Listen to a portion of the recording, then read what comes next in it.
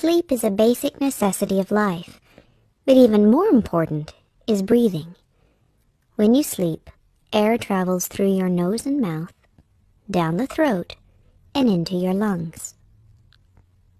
The narrowest part of the airway is at the junction where the soft palate, the tongue, and the back of the throat all compete for the same space. When you are awake, the muscles are tight, keeping the airway open. But when you sleep, these same muscles relax, causing the airway to narrow.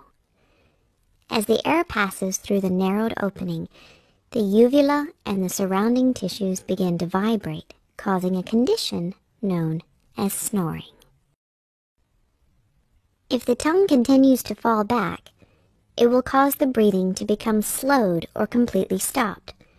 This is known as obstructive sleep apnea, that a dentist trained in the treatment of sleep apnea can provide. With the sleep appliance in place, the lower jaw is prevented from falling back, keeping the tongue forward and the airway open. Often this will reduce or eliminate snoring and sleep apnea, providing the body with deep, restful sleep.